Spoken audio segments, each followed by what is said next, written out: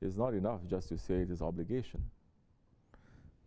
If you say why you fast, so many people, they have very specific answers why they fast. Because it gives us this benefit and this benefit and this benefit, dunya and akhirat. Why you pray? So many people pray because they say, well, I want to make a dua. I want something from Allah, so if I don't pray, Allah is not going to give it to me. So the relationship to Allah subhanahu wa ta'ala, it is very low level. A relationship is still like that one who is worshipping idols maybe. He's saying, if I give this one goat, he's going to be very happy. If I don't give it one goat, he's going to be very upset with me. So religion becomes superstition.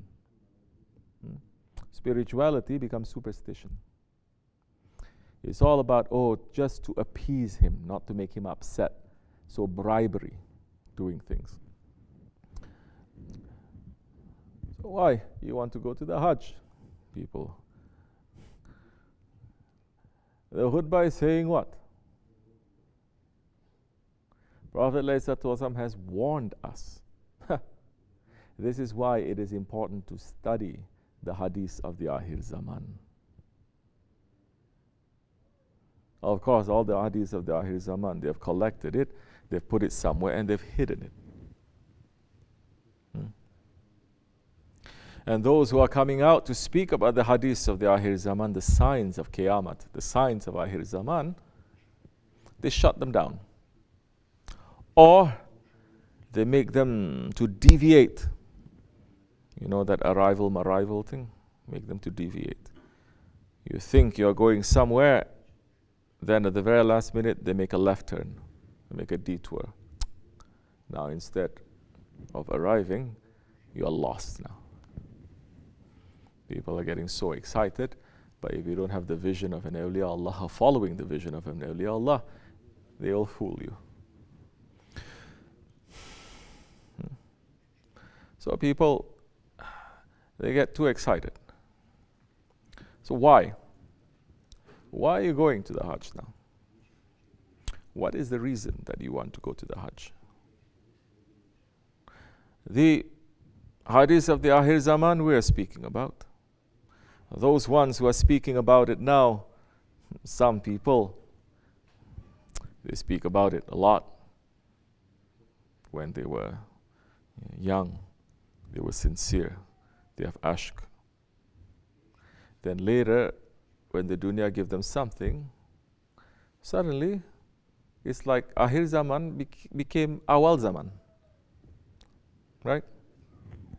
Before they were passionate, this Ahir Zaman, look at these signs, this, and this. And later dunya just throw one bone to them, they bite it. Now they're caught and say, don't speak such things again. Now instead of saying Ahir Zaman, they have 500-year-old plans, 500-year plans ahead. So they don't believe there is Ahir Zaman. So all these hadiths of the Ahir Zaman now, of course, now that more and more people are interested in it, unbelievers, they're interested in them. There's so many, they are trying to put a fitna inside and trying to cheat people to make them confused. Now, the secrets of the hadith of the Ahir Zaman is not found in books. It's found in those ones who have been given that secret from a long time ago. And they're able now to open it and to lead people, not to confusion, but to lead people to faith. So, Holy Prophet ﷺ has said, 1400 years ago, the khutbah is mentioning. Talking about the kind of Hajj people of the Ahir Zaman we're going to make. You remember? There is a Hajj of the rich. There is a Hajj of the middle class people. There is a Hajj of the scholar. And there's a Hajj of the poor. So everyone has an intention to go to the Hajj. This is coming back to your question now. So their intention coming to the Hajj now is not because it's obligation. Because if they know that it is an obligation, they're not going to have these intentions. We are not going to have these intentions. Then we're going to look at the Hajj, not what we want from the Hajj. And then we're going to understand what is the Hajj. The Hajj is a return to Allah. The Hajj, it is a rehearsal of our death. The Hajj, it is a rehearsal, a practice of Judgment Day. Arafat is Judgment Day. So now, this is a reminder of death, completely, from beginning to end. Death. You wear the ihram, that is your shroud, that is your coffin. So, in the old days, they go to the Hajj, they're preparing for death. They're saying, we're going to the Hajj, and we're making intention to die, never to come back. The old days, they take months, years to go to the Hajj. So there's that real intention. The Hajj, it is a preparation to return to Allah, to say, Labbaik Allahumma labbaik, here I am. I've left everything, Ya Rabbi. I've left everything. Here I am for you.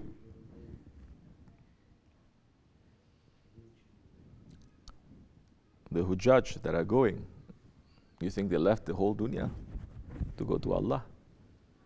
They left one dunya to go to another dunya, another hell,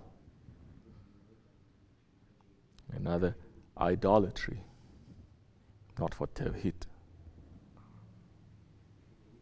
Becoming worse than Times Square, becoming worse than Las Vegas. Worse.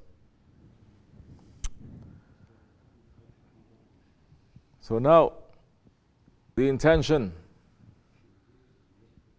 that is the Hajj. What is the intention? To prepare ourselves for death, to return to Allah. And what is different from that, from what our Shaykh is teaching us to prepare every day? Nothing. No difference. It's teaching us every day to prepare ourselves for death, isn't it? Yes. To prepare ourselves to come back to Allah, isn't it? To prepare ourselves to what? To clean the Kaaba that is inside our heart, isn't it? Get rid of the idolatry. Get rid of the wrong desires. If you look, we're not going to enter into it now because I'm going to speak now for 6 hours on that. Whatever that we're doing for the Hajj, what we are doing before the Hajj, how we are doing it now in Tariqat.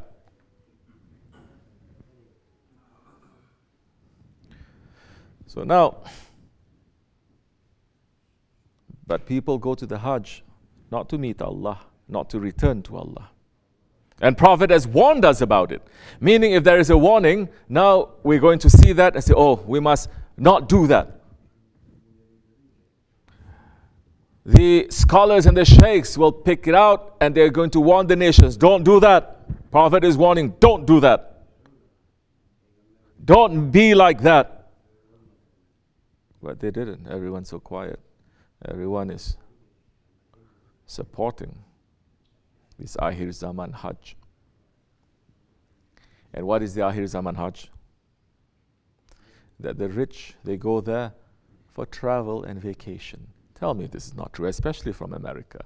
What are we going to do this year, honey?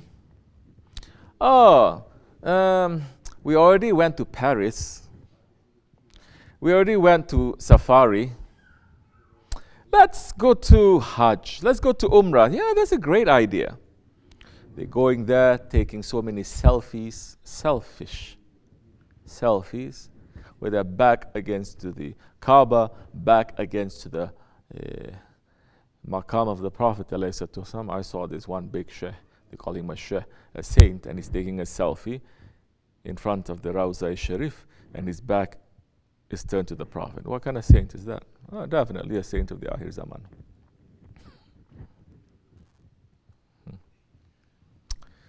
How are you going to enter now to the Maqam of the Prophet ﷺ if you're not preparing yourself and you're not entering into the Maqam of his inheritors? If you don't know how it feels like to enter to the Maqams, you will never know how to enter there. You enter wrong, empty, and you leave empty.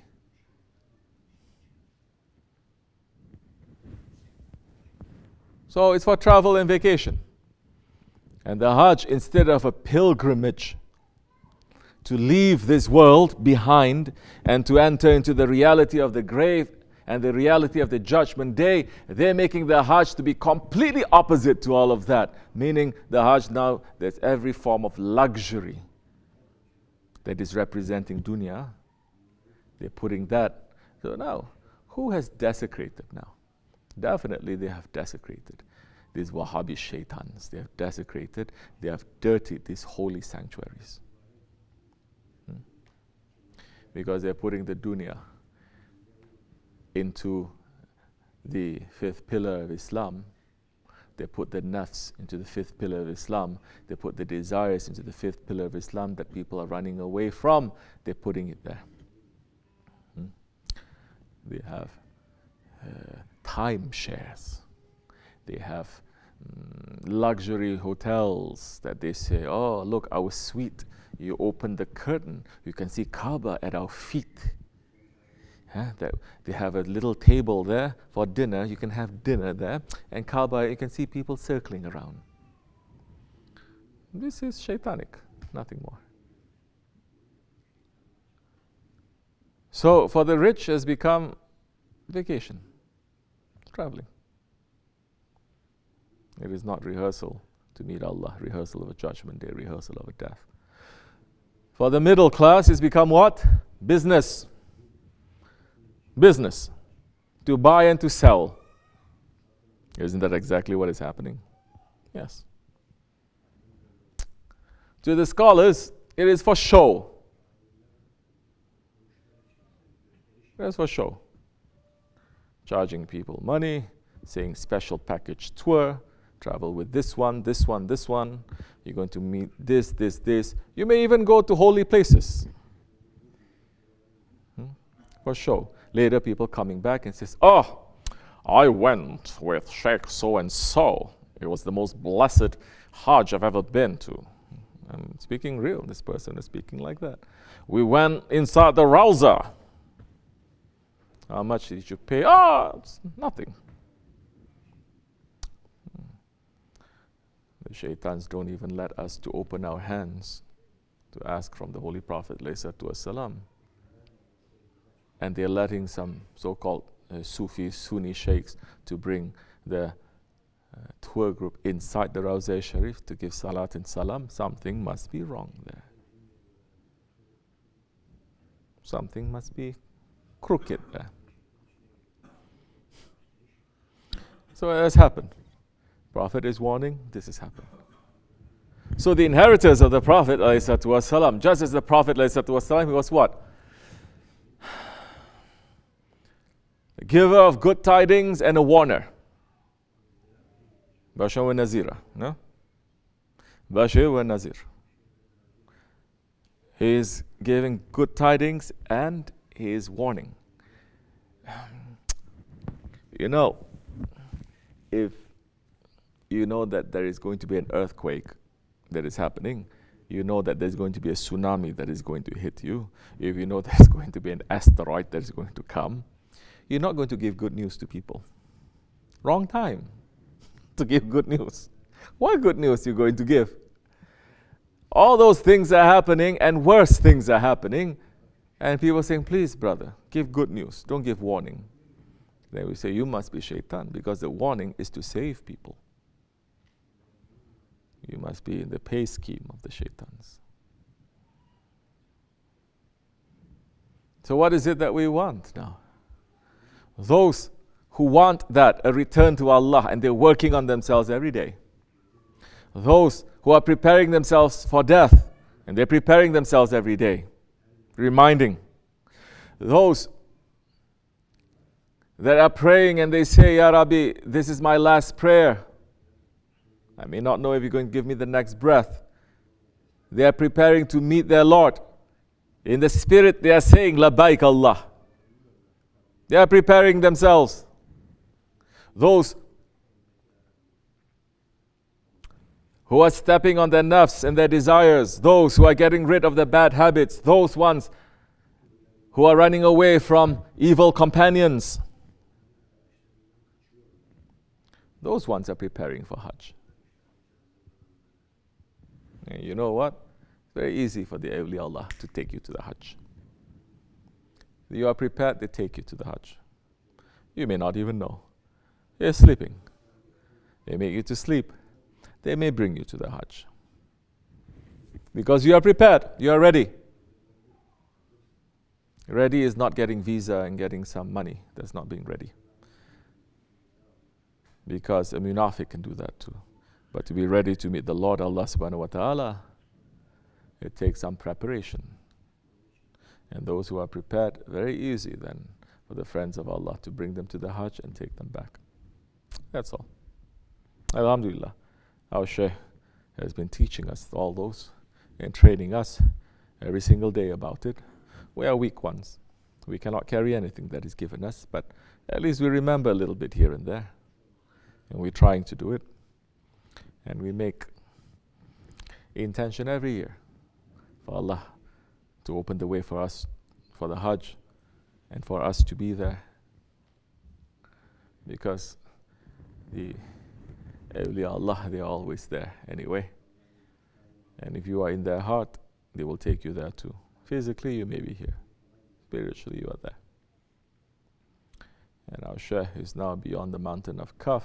Oh, possibility he'll bring us to the real Hajj, not circling around this pile of stones that the Saudis, they've knocked down years ago. Yes, they destroyed the Kaaba already. And they built new ones. They destroyed what is inside the Kaaba and replaced it with Italian marble.